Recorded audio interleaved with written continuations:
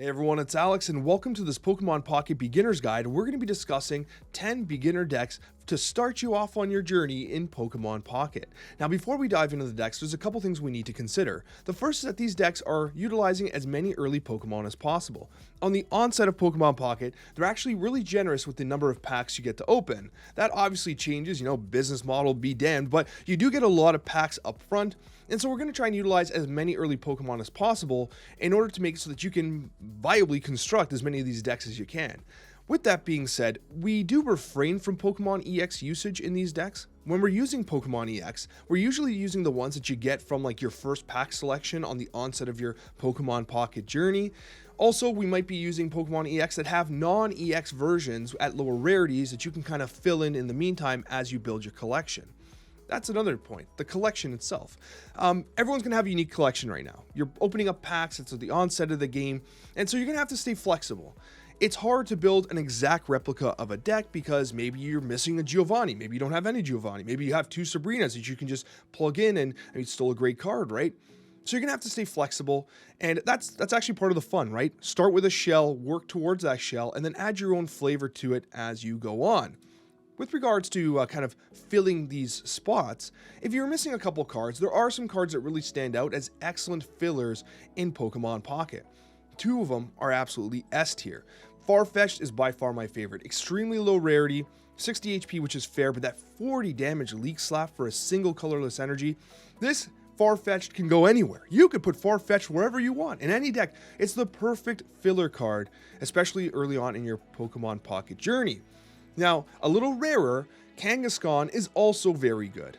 100 HP, single colorless energy attack. It is very strong. Now, obviously, there's a little bit of RNG with the coin flipping there. You can high roll, you can low roll, but you got a lot of HP, especially while you're buying time to get your other strategies online. These two are by far the best fillers in terms of the colorless cards that you can have in Pokemon Pocket. There's other good cards too. Mouth, obviously not bad. Little damage, but it does draw a card. It's a good option if you have to. And if you have Persian, it's not great. Again, 40 damage is not too exciting, but you do have some disruption in the discard effect here. The trio is pretty good, but again, it is like an evolutionary Pokemon. It is 80 HP, 40 damage. Nothing exciting. Especially when you look at Farfetch'd, right? You got that Farfetch'd, it's 60 for 40. This is 80 for 40. Farfetch'd is just so unbelievably well statted, but the trio is an option if you have to go that route. Then you have Spearow and Pharaoh. They're not bad. They're not great, though. Slight disruption on Pharaoh, of course. And another thing worth noting here is if you are short on specific cards, you can consider the item cards, potions, X speeds, and stuff like that in order to round out your deck. It might not be optimal, but at least you're able to run it themselves. For the most part, though, I think that these two are absolutely incredible cards to use as fillers as you build towards these decks. The first deck we're talking about today is going to be Marowak and Sandslash. Now, this is the first iteration of this deck that I'll show you. I have a second iteration as well. This is actually very tight on the opening Pokemon. You do have your Cubone, you have your Sandshrew and Sandslash, and of course, two Marowak EXs that can be substituted if you have to with the standard Marowak at a lower rarity. Now, if you opened the Mewtwo pack to start off your Pokemon Pocket journey, then you would have had at least one Marowak EX that's kind of provided to you. But if not, then you could use the filler standard Marowak if you so choose.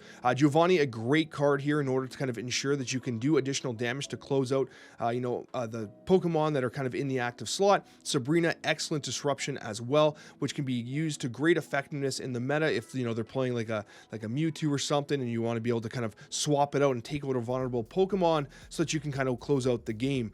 Very interesting disruption piece that I think is very valuable in this particular deck. But there's also a second version of this list, which is running, believe it or not, the actual Marowaks themselves as redundancy. It removes Giovanni, it adds the two Marowaks, and you're running the two Marowak EXs as well. So let's say you're short on one Marowak EX, you can run two of the standard Marowak, and then run one of the Giovanni that you might have, for instance, okay? So there are two versions of this deck that are kind of seeing rounds in the beginner circles. I tend to prefer the first one. I think it's a little tighter, and I think Giovanni's an excellent card, but if you don't have Giovanni yet, and you do happen to pull one of the standard Marowaks or two of them, you can use it instead. Moving to the next deck, we do have Pikachu Burst. Now, I know Pikachu is the face of the Pokemon franchise, and a lot of people open these packs, they pull a Pikachu EX, and they want to get to play, and I get it, man. It's exciting, and Pikachu happens to be one of the absolute best cards in this entire game. It is truly remarkable. It's a basic Pokemon, especially at the EX level. It does 30 damage plus 30 damage for each benched electric Pokemon. For 2 energy, this is a remarkable amount of damage output on a basic body, and the great thing about it is this deck has a bunch of really inexpensive, non-rare Pokemon that you can fill your bench with, right? The Voltorb and Electrode with that free retreat is actually kind of clutch in a deck like this, especially when you want to kind of be very versatile with how you're, protecting your Pikachu and utilizing it to do additional damage. And then of course you have the Zebstrika, which can do a lot of damage with regards to the fact that it can attack any Pokemon. It can attack the bench, it can attack, the active Pokemon. The attack does 30 damage to one of your opponent's Pokemon, does not have to hit the Pokemon in the active field, so that's a very important consideration. You have Giovanni, which is great because the damage numbers are not particularly high, but Giovanni helps to provide some additional closing power for these attacks. And then of course you do have the X speed here, which basically makes the rest of them free as well. Now X speed's useful here because you are playing a very aggressive style of play in this particular deck, so you want to be making the most of your energy, using retreats and etc. to strong effectiveness. And overall, a very strong deck, very aggro-centric, but Pikachu X, if you're fortunate enough to pull it, is one of the best cards in the game. That takes us to our Ninetales Burst deck. Now, this revolves around Blaine's ability, which basically boosts the damage of Ninetales, Rapidash, and Magmar. Now, Magmar is not in this deck, but let's say you're short on the Sabrinas and you have Magmars or whatever, you're missing cards and you don't want to use Farfetch'd, you can put the Magmars in here as well. Now, this deck actually performs surprisingly well. It has a lot of burst potential, very aggro-centric. You will notice that the Rapidash and Ponyta, they only require 1 energy in order to kind of like get their damage going, and this supporter Blaine will amplify their damage very considerably. Ninetales obviously does a lot more damage, but the challenge here is that Ninetales is going to be discarding energy with each attack, okay? So you're not able to get that kind of ramping effect on your bench when you have the Ninetales in. So Ponyta and Rapidash, especially with Blaine, tend to carry a lot of weight in this particular deck, okay? So once again, if you're short on any cards, Magmar is a great substitution as well. Next, we're going to be talking about 2 variations of Exeggutor EX decks, because this card is one of the best in Pokemon Pocket. It is absolutely incredible, and it should come to no surprise that a 160 body, you have the single energy requirement for potentially 80 damage. This card is incredible. In fact, it's one of the best. The only disadvantage, of course, is that it's 3 to retreat, which means it's not retreating, it's fighting until the end, so you have to carefully consider, as it being an EX Pokemon, when you want to give up those 2 prize points to your opponent, because if it can't close out the fight, you've got to make sure you have some gas left in the tank, or else it's just GG. Now, this particular deck does run Paras and Parasect. Parasect is a little bit expensive at 3 energy for its 80 damage. That's obviously improved by Giovanni. However, it's worth noting that with Exeggutor EX, which only requires the single, you often have a lot of extra energy that you're able to apply to Paras and Parasect in order to get those effects. Erica is fantastic in this particular deck because it's going to keep your Exeggutor alive, which is one of the advantages of having such a huge body, a great supporter card, and it helps to mitigate the retreat and the EX factor for the Exeggutor going down. Potions there as well. This deck is a well-rounded deck for this one, but not the only approach. If you have a little bit more of a rounded out collection, you could try something like this, utilizing Victreebel. This once again has Exeggutute and Exeggutor, and it actually runs the OG version of it, the non-EX version, which is kind of like just a little bit of a toned down version of the EX.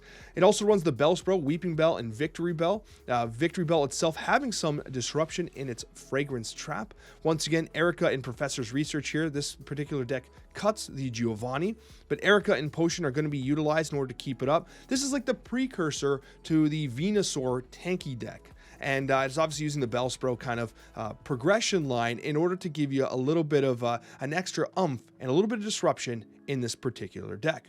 Moving on, we have Surge's Raichu Ramp. Now, this is a pretty fascinating deck to play because it does utilize Lieutenant Surge's ability to transfer energy from a benched Pokemon into the Raichu or the Electrode. Generally speaking, it's going to be the Raichu.